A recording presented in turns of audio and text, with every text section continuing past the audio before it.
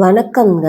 இன்னைக்கு லஞ்ச் வந்து நம்ம வீட்டில் chicken biryani, chicken 65, leg piece வந்து வறுவல் பண்ணியிருக்கேங்க.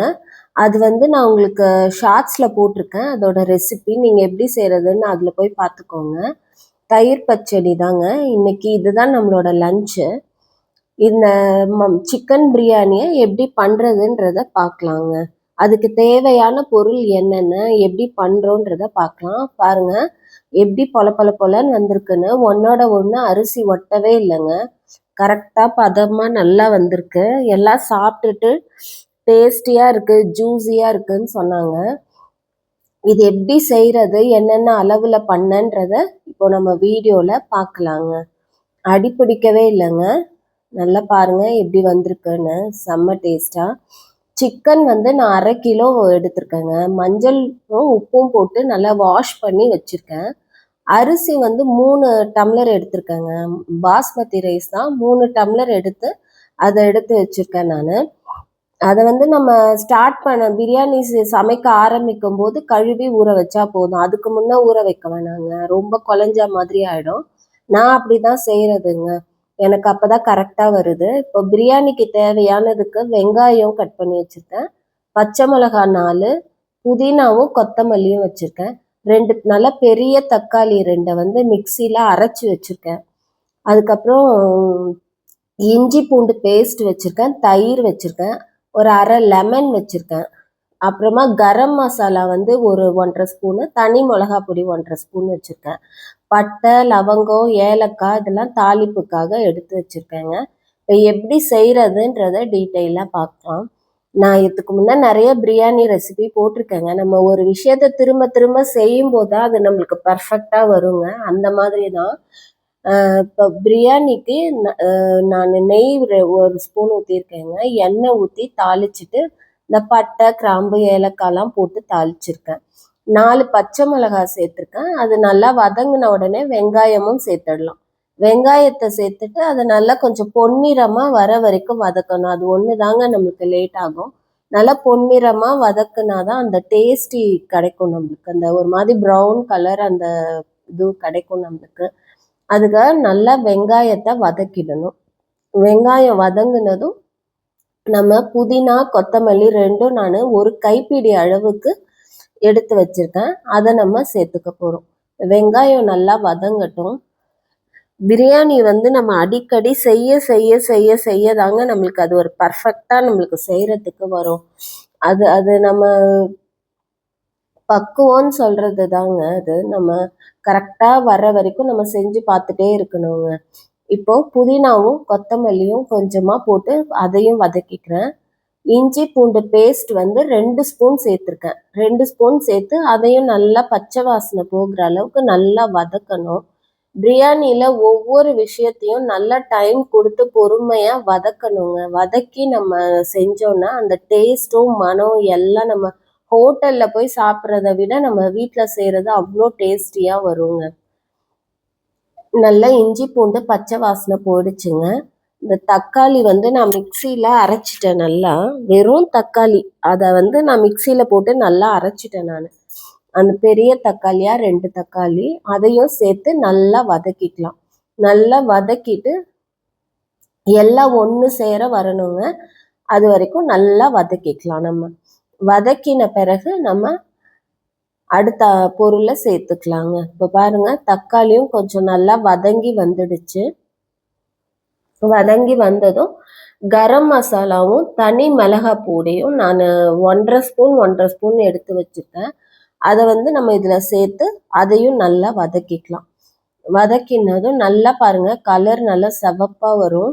தனி மிளகாய் பொடி சேர்த்தோம்னாலே அந்த கலர் நல்லா ரெட்டிஷாக வருங்க. நல்லா வதக்கிட்டு அடுத்து நம்ம சிக்கனை சேர்த்துக்கலாங்க. நான் ஒரு 1/2 kg சிக்கனை நல்லா வாஷ் பண்ணி க்ளீனாக மஞ்சத்தூளும் உப்பும் லைட்டாக உப்பு போட்டு பரட்டி வச்சுருக்கேங்க. அதை சேர்த்துக்கலாம். தயிர் வந்து தேவையான அளவுங்க. அது வந்து சிக்கன் வந்து நல்லா சாஃப்டாக இருக்கும் நம்மளுக்கு. அதுக்காக தயிர் வந்து ஒரு 3 ஸ்பூன் சேர்த்துருக்கேங்க. சேர்த்துட்டு நல்லா வதக்கிக்கலாம். அந்த மசாலா வந்து சிக்கனில் நல்லா கோட் ஆகுற வரைக்கும் நல்லா வதக்கினோன்னா லைட்டாக தண்ணி விட்டு வருங்க சிக்கனு. இந்த ஸ்டேஜ்ல நான் தேவையான அளவு உப்பு போட்டுக்கிறேங்க. எப்பவுமே பிரியாணிக்கு பார்த்தீங்கன்னா காரமும் உப்பும் வந்து கொஞ்சம் எக்ஸ்ட்ரா ஜாஸ்தி போட்டுட்டோமே அப்படின்னு நம்மளுக்கு தோணணும். அந்த மாதிரி இருந்தாதான் பிரியாணி அரிசி எல்லாம் போட்டு வெந்து வரும்போது நம்மளுக்கு எல்லாமே கரெக்டா இருக்கும். நான் இப்போ வந்து 3 டம்ளர் பாஸ்மதி ரைஸ் எடுத்து வச்சிருக்கேன். அதுக்காக 6 டம்ளர் தண்ணி விட்டுருக்கேங்க நானு. ஏன்னா நான் அரிசியை ரொம்ப நேரம் ஊற வைக்கல. நம்ம எப்போ பிரியாணி செய்ய ஆரம்பிச்சோமோ அப்ப கழுவி வச்சிருக்கேன், அவ்வளவுதான். இப்போ தண்ணி நல்லா கொதிச்சு வரும்போது நம்ம ஒரு ஹாஃப் லெமன் எடுத்து வச்சிருக்கேன் நான். உங்களுக்கு புளிப்பு இதுவே போதும் கரெக்டா இருக்கு அப்படின்னா நீங்க விட்டுடலாம். எனக்கு கொஞ்சம் புளிப்பா இருந்தா நல்லா இருக்கும்னு இருந்தது. 2 தக்காளி கொஞ்சம் தயிர் விட்டுருக்கேன். அதை இந்த ஹாஃப் லெமன் விட்டு கலந்துட்டு இந்த ஸ்டேஜ்ல வந்து நம்ம உப்பு காரம் புளிப்பு எல்லாமே நம்மளுக்கு கரெக்டா இருக்கா அப்படின்னு ஒரு வாட்டி செக் பண்ணிக்கலாங்க. அப்படி நம்மளுக்கு காரம் பத்தலைன்னா கொஞ்சம் ஒரு ஹாஃப் ஸ்பூன் மிளகா பொடி போட்டுக்கலாம். உப்பு பத்தலைன்னா உப்பு போட்டுக்கலாம். நல்லா இப்ப பாருங்க தண்ணி கொதிச்சு வந்துடுச்சு. இந்த ஸ்டேஜ்ல நம்ம ரைஸை சேர்த்துக்கலாம். ரைஸை சேர்த்துட்டு நல்லா ஒரு கிண்டி விட்டுடலாம். நான் வந்து குக்கரை வந்து இப்போ மூடி வைக்கலங்க, நான் தம் தான் போட போறேன். அதுதான் நம்மளுக்கு கரெக்டா உதிரு உதிரா வரும். இப்போ அரிசியை ஃபுல்லா போட்டாச்சுங்க. போட்டுட்டு நல்லா கிண்டி விட்டாச்சு. சிக்கன்ல இருந்தும் தண்ணி வருங்க, அதுக்காக நம்ம தண்ணி நல்லா கரெக்டா வைக்கணும். அரிசியும் ரொம்ப ஊறிடக்கூடாது, குழஞ்சு போயிடும். எல்லாம் பார்த்து பக்குவமா வச்சோம்னா கலர்ஃபுல்லா நல்லா நம்மளுக்கு பிரியாணி கரெக்டா வந்துருங்க. இப்போ பாருங்க கொதிக்க ஆரம்பிச்சிடுச்சு. அடிக்கடி கிளறி விடக்கூடாது, அரிசி உடஞ்சிடும். நம்ம தம் போடுறப்ப ஒரு சில நேரத்துல அடி பிடிக்கிறதுக்கு வாய்ப்பு இருக்குங்க. அதுக்காக நம்ம அடியில இருந்து ஒரு தடவை அப்படியே லைட்டா ஒரே ஒரு கிண்டி விட்டோம்னா கொஞ்சம் அடி பிடிக்காம நம்மளுக்கு கரெக்டான பதத்துல வந்துடும் நம்மளுக்கு. இப்ப நம்ம எந்த ஸ்டேஜ்ல தம் போடணும் அப்படின்னா, இப்ப தண்ணியும் அரிசியும் வந்து நல்லா வெந்து ஒரே அளவு இருக்கணும். லைட்டா லேசா தண்ணி இருக்கும். அந்த ஸ்டேஜ் வர வரைக்கும் நம்ம இத வெயிட் பண்ணி வேக வைக்கணுங்க அரிசிய. நம்மளுக்கு அப்படி செய்தோம்னா கரெக்டா பொல பொல பொலன்னு வந்துடுங்க ரைஸும். இப்ப பாருங்க நல்லா வெந்துடுச்சு. இன்னும் ஒரு 2-3 மினிட்ஸ்ல நம்மளுக்கு அந்த தேவையான பதம் கரெக்டா வந்துடுங்க. இப்ப பாருங்க நான் கிண்டி விட்டுட்டேன். இப்போ அரிசியும் தண்ணியும் பாருங்க கரெக்டா இருக்குது. தண்ணி கீழே இருக்கு, அரிசி மேல இருக்கு. ஆனா தண்ணி இருக்குது அதுல. இந்த ஸ்டேஜ்ல நம்ம கரெக்டா எல்லாம் இருக்குங்க. தம் போட்டுடலாம் நம்ம. தம் போட்டுட்டு வெயிட் பண்ணணுங்க. இப்போ நான் போதும் நம்மளுக்கு கரெக்டான பதத்துல இருக்கு. ஒரு தடவை அடி பிடிக்காம இருக்கிறதுக்காக ஒரு தடவை கிண்டி விட்டுக்கிறேன் நான். கிண்டி விட்டுட்டு இப்போ குக்கரை நம்ம மூடி வச்சிடலாம். கரெக்டா இருக்கு நம்மளுக்கு. இப்போ தண்ணியும் அரிசியும் கரெக்டான பதத்துல இருக்குது. இப்போ நம்ம குக்கரை மூடிட்டு நம்ம கேஸ் ஸ்டவ்ல வந்து சின்ன பர்னர் இருக்கும் இல்லைங்களா, அதுல வச்சு சிம்ல வச்சிடணுங்க. சிம்ல வச்சு கரெக்டா 15 மினிட்ஸ் வெயிட் பண்ணா போதும். விசில்லாம் வரணும்னு அவசியம் இல்லை நம்மளுக்கு. தம் போட்டுட்டு கரெக்டா ஒரு 15 நிமிஷம் கழிச்சு நம்ம கேஸ்லாம் ரிலீஸ் ஆன பிறகு தம் அடங்கின பிறகு நம்ம ஓப்பன் பண்ணி பார்த்தோம்னா பாருங்க பிரியாணி வந்து சூப்பரா வந்துடுங்க. பொல பொல பொலன்னு இருக்கும். அரிசி ஒன்னோட ஒன்று ஒட்டாம, சிக்கனும் உடையாது. நம்மளுக்கு கரெக்டான பதத்துல இருக்கும் சிக்கனும்.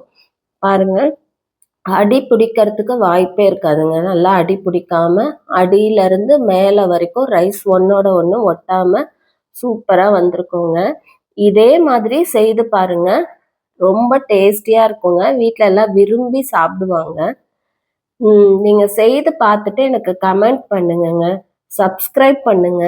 நிறைய ரெசிபிஸ் போட்டிருக்கேன், பார்த்துட்டு எதுவும் கமெண்ட் பண்ணவே மாட்டேன்றீங்க. கமெண்ட் பண்ணுங்க, எப்படி இருக்குன்னு சொல்லுங்க.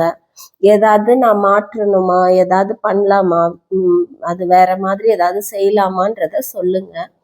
நான் இந்த மாதிரி பிரியாணி செய்து பார்த்துட்டு அது எப்படி வந்ததுன்னு எனக்கு கீழே கமெண்ட் பண்ணுங்கங்க. நான் இதுக்கு சைட் டிஷ்ஷாக வந்து தயிர் பச்சடி பண்ணினேன்.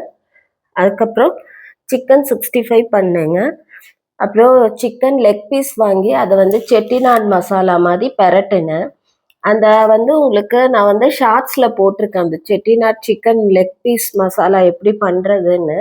அதை நீங்கள் அதில் போய் பாருங்கள். அதையும் செய்து பாருங்கள் எப்படி வந்ததுன்னு எனக்கு அதையும் கமெண்ட் பண்ணுங்கங்க.